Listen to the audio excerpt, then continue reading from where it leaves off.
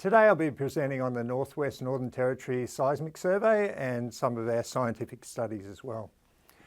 Geoscience Australia, in collaboration with the Northern Territory Government, has acquired new regional seismic reflection data. The funding for this program was through GA's Exploring for the Future program and also co-funded by the Northern Territory Geological Survey. The survey, displayed as pink lines, is named the Northern Territory Seismic Survey, or Northwest NT Seismic for short. The new seismic links with previously acquired industry and GA data to provide a continuous east-west transect across the whole of the Northern Territory, enabling broad geological understanding and also improved resource assessments. In a bit more detail, the Northwest NT Seismic links with the Pangaea Seismic in the north and also the GA-acquired Tanami Seismic in the south. The seismic covers an area of approximately 430 kilometres north-south and about 245 kilometres east-west, and traverses the older Archean to Paleoproterozoic Tanami sequences in the south, the overlying Paleo to Mesoproterozoic Birindutu Basin, and the younger Neoproterozoic to Paleozoic sequences. One unique element of this survey was that the acquisition was exclusively at night time. This was designed to improve data quality by reducing wind and traffic noise. The approximately 850 kilometres of acquisition of the survey was acquired between the region of Timber Creek in the north and also the Tanami in the south. This is a frontier region with minimal previous exploration. There is, however, significant potential for resources in this region, with stratigraphic units in the region similar age to the MacArthur Basin to the east, and also the Tanami to the south, and also some heavy rare earths in the Brown Range Dome just over the WA border. To maximise geological understanding, interpretive stratigraphic correlations have been defined in this table from geological observations and also geochronology. The central column defines the central Birindutu region and compares it to both the Tanami in the south and also Pine Creek in the north. Geochronology is both maximum deposition ages and also tuff magmatic ages, and as you will note here, we have quite a few 1640 MA ages from the Limbunya group. This age coincides with similar tuff ages within the MacArthur Basin and Mount Isa sequences, demonstrating an active system was also occurring in the Birindutu Basin region at this time. I'll discuss in later slides some of the issues we found around the Birindutu group in Limbunya region, and also relationships with the Limbunya to the underlying Inverway metamorphics. Look, the dominant fault orientation is trending west-northwest in this region, and I'll just show you those orientations there. This includes the Humbert fault and also Limbunya faults, and also parts of the Negri fault. There is also an east-northeast trending set of faults, including the West Bains and the Knee fault, and these are looking to displace some of the younger units, probably through the Alice Springs orogeny. The west-northwest trending orientation is also represented heavily within the Tanami region.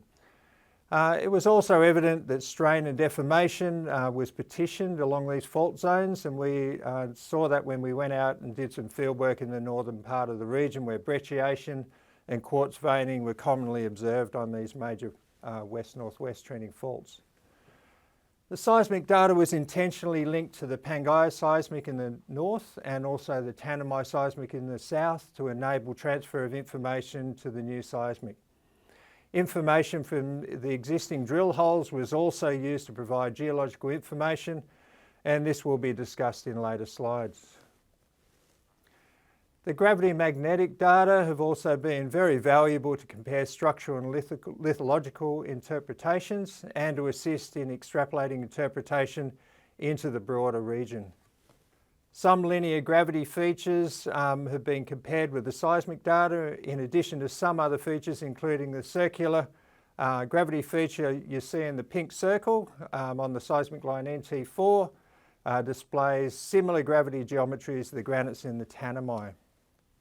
In order to describe the key features of the Northwest NT seismic, we decided to define 4 different zones, the Eastern Zone, Northern Zone, Limbunga Zone, and also the Tanami Zone.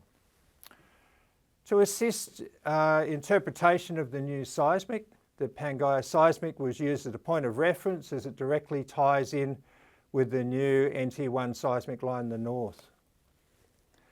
These interpretations have been used to transfer knowledge extending from the Beetaloo Sub-Basin into the Northwest Northern Territory Seismic Survey. One thing of note here is you'll see the blue line that I've just put up. That defines the unconformity at the base of the Limbunga group, and what we see within the seismic is it appears to define the transition between the non-metamorphic basin sequences overlying metamorphic basement sequences. As part of the acquisition, non-acquisition areas were defined due to road damage from flooding just prior to the acquisition or also from heritage constraints, resulting in some of the blank zones that you will see within the seismic. To minimise impact from these, as that acquisition was specifically designed to ensure that fold was maintained to span these areas and also to image below them.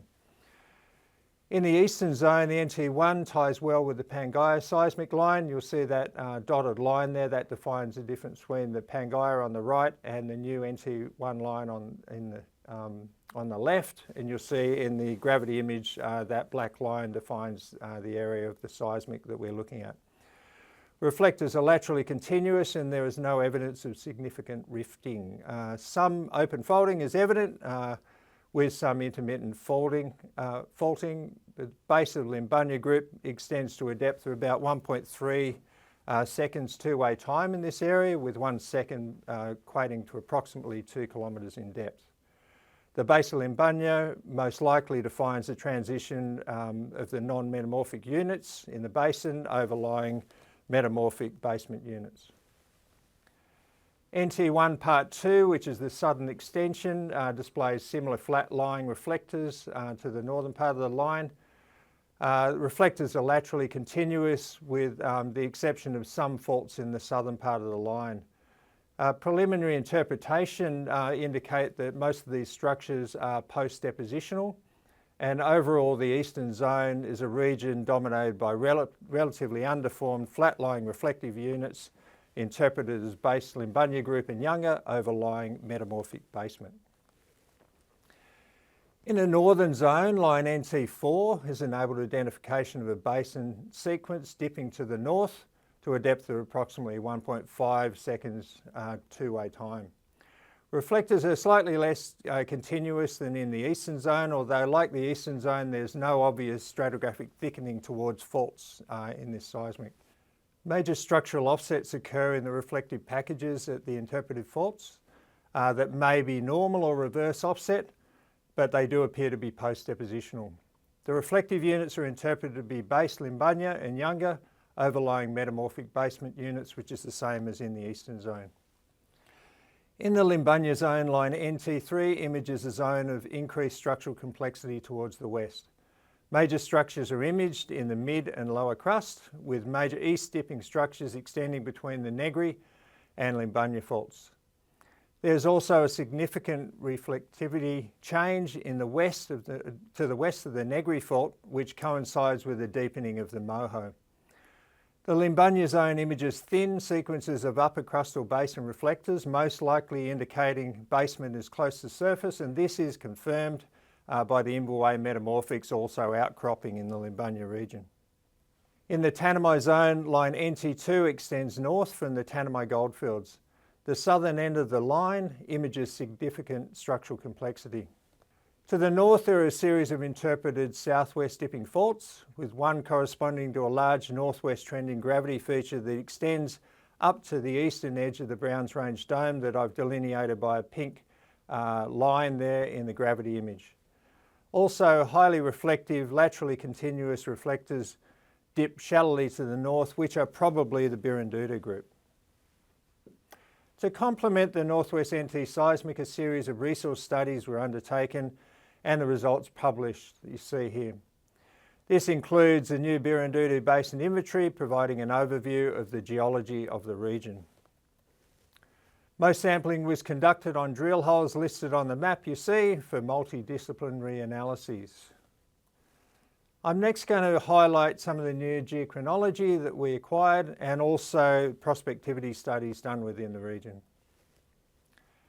New geochronology on 5 quartz porphyry sills logged as Birrindudu group in drill holes LBD2 and LMDH10 in the Limbunya region was sampled with only LBD2 yielding suitable zircons for analysis.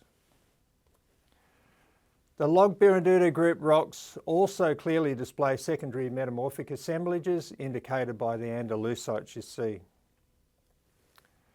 The porphyry samples were analysed at GA, delivering an intrusive age of 1822 plus or minus 7.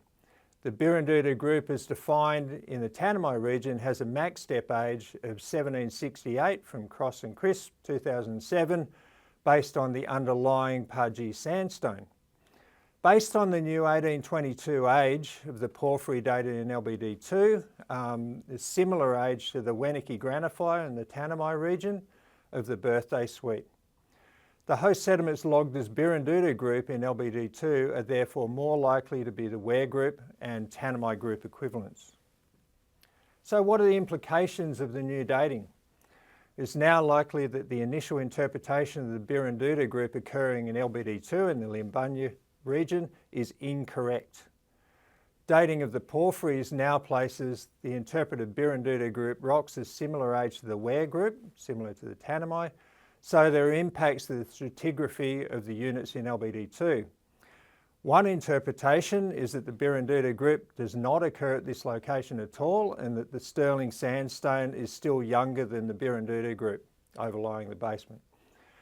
Or 2, the lower Limbunya group is equivalent age to the Birrindudu group. Unfortunately, the current geochronology is insufficient to define that, and further work is needed to define this relationship in detail. So how do the new findings affect the interpretation of the units to the north of the Tanami? We now know a major structure in the seismic corresponds to a large feature trending northwest in the northern Tanami that we see in that black line there. And the new geochronology now correlates units in the Limbunya region with the Birthday Suite with equivalent age units to the Tanami Ware group to the south. Of note, these porphyries were sampled on the margin of a previously mentioned circular gravity feature that we see there in pink. Hydrocarbon studies were also undertaken as part of the GA sampling program, collecting over 1,000 samples from 6 drill holes. Analytical techniques included more conventional rock eval pyrolysis and organic petrology techniques, but we also undertook a pilot program using FIS and grains of oil inclusion. The image on the left shows the drill holes sampled and also the analytical techniques. Analyses were undertaken at both GA and also through external providers to gain this information. The most common macerals consisted of alginite and bitumen, and the reflectors of these were used to estimate the thermal maturity of the rocks in the region. All the drill holes sampled demonstrate that they were thermally mature for hydrocarbon generation. The table on the right shows the location of alginite and bitumen in each of the drill holes. It is worth noting that the stratigraphic units in the drill holes ANT3 and WLMB holes are currently undefined. 178 samples were analysed for rock eval pyrolysis, however a significant number of these were rejected due to low organic matter. The best hydrocarbon source potential was identified in the Malabar dolostone of LMDH4 drill hole, and based on the current sampling, the Limbunya group is interpreted to have the best hydrocarbon potential. The pilot program to assess the region using FIS and grains of oil inclusion confirmed the presence of oil migration in WLMB and ANT3 drill holes. But as previously noted, the stratigraphic units of these drill holes are currently undefined. So in conclusion, the Northwest NT Seismic, along with complementary science studies, has provided valuable data to assess the resource potential of this frontier region. Some of the key findings include the discovery of a previously unknown north dipping basin sequence coincident with a gravity low in the northern zone, major structures within the Tanami zone and Limbunya zone with a crustal scale feature located in the region of the Negri Fault, the extension of stratigraphic units from the Greater MacArthur Basin into the broader, relatively flat-lying eastern zone, identification of structures in the seismic that will assist in exploration targeting for critical minerals and resources, and rock samples were thermally mature for hydrocarbon generation. There is evidence also for oil migration, with the most prospective in the Limbunya group. New geochronology has now identified Tanami age rocks in the Limbunya zone, possibly extending gold prospectivity to the north. And look, overall, this is a region that displays enormous potential for future exploration. Thank you very much.